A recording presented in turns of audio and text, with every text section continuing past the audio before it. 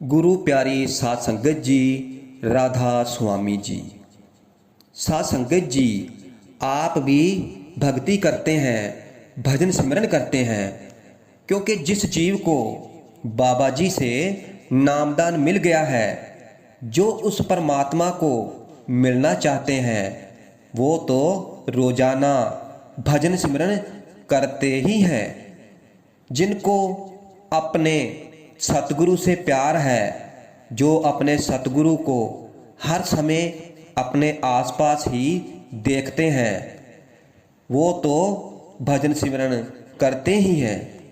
साध संगत जी, जो सत्संगी बाबा जी को हमेशा अपने आसपास ही देखते हैं, तो फिर वह कोई अपने मन में गलत विचार लाएं, गलत काम करें, ये तो हो ही नहीं सकता है।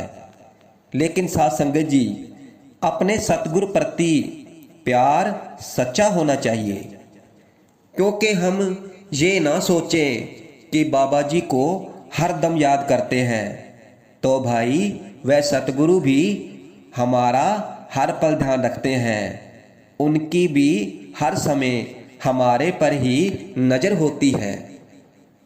अगर हम अपने सतगुरु प्रति सच्चा विश्वास रखते हैं, तो फिर सतगुरु जी भी हमारा विश्वास कभी टूटने नहीं देते हैं।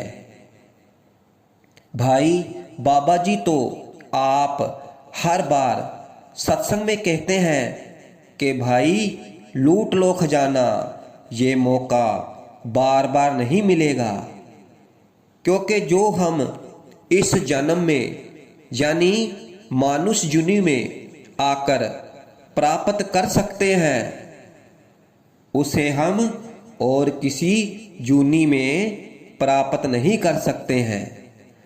क्योंकि भाई 84 लाख जूनियों का भुगतान करने के बाद, 84 लाख जूनियों में जन्म लेने के बाद मनुष्य जन्म की बारी आती है। आप फरमाते हैं, मिल जगदीश मिलन की बरिया। आप फरमाते हैं कि भाई यही तेरी उस जगदीश, उस परमात्मा से मिलने का मौका है। इसे ऐसे मत निकाल देना।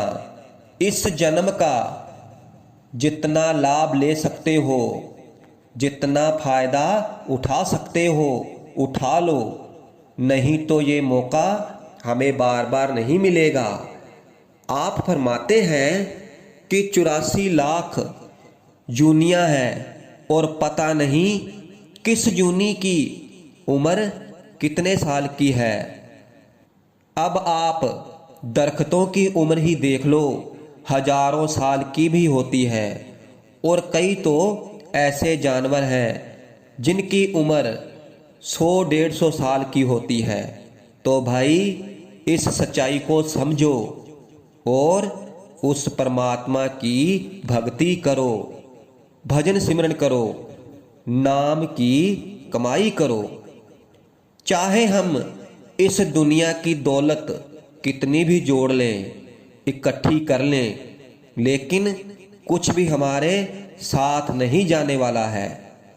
यह एक अटल सच्चाई है और सबको पता भी है, लेकिन फिर भी हम दिन रात इन दुनियावी वस्तुओं को इकट्ठा करने में लगे रहते हैं।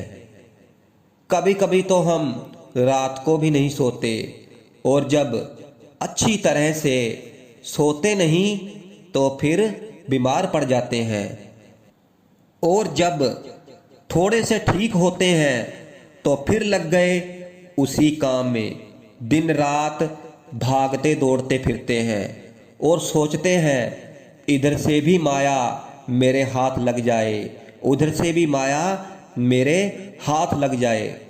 यहाँ तक कि हम इंसान इतने गिर जाते हैं कि इस माया धन दौलत के चक्कर में इतना गिर जाते हैं कि फिर भाई भाई का दुश्मन बन जाता है और सोचता है कि इसको ख़त्म करके सारी धन दौलत मेरे पास ही आ जाए।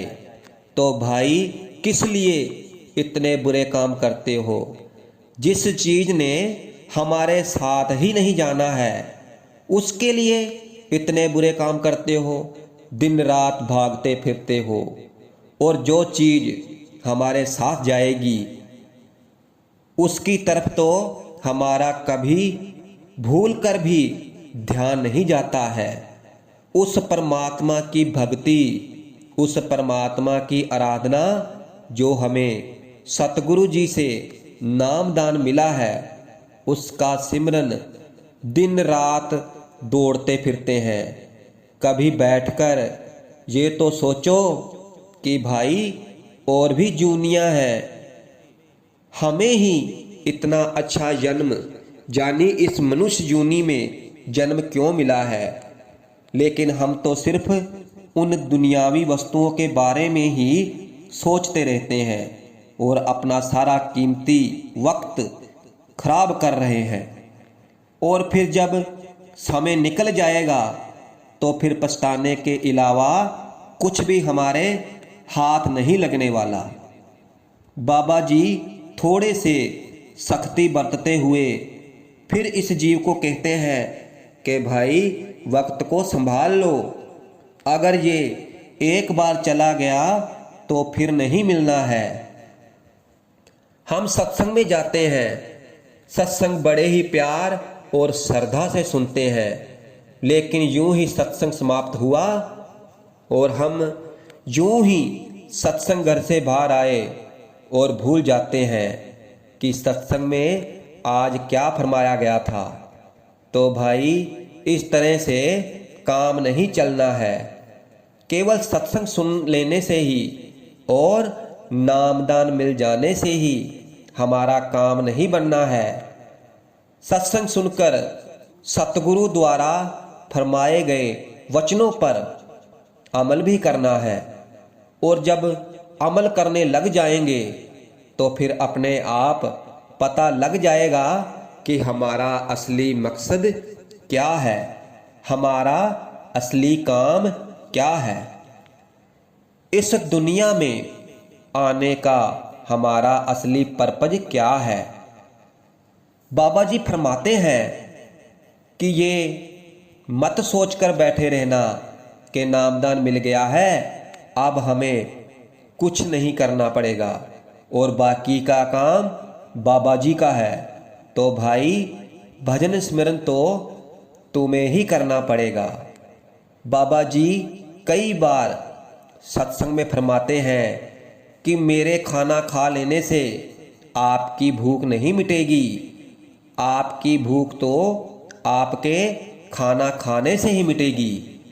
इसलिए अगर नामदान मिल गया है तो बहुत ही अच्छी बात है, बहुत ही अच्छे कर्म हैं, बहुत ही अच्छे भाग हैं। कुछ पिछले कर्म अच्छे किए थे जो हमें नामदान मिल गया है। इसलिए भाई हमें उस नाम की कमाई करनी है, भजन सिमरन करना है। जो असली दौलत है, जो असली खजाना है और जो हमारे इस जहां में भी काम आएगी और जो हमारे उस जहां में भी सतलोक में भी काम आएगी। और कुछ भी हमारे काम नहीं आने वाला।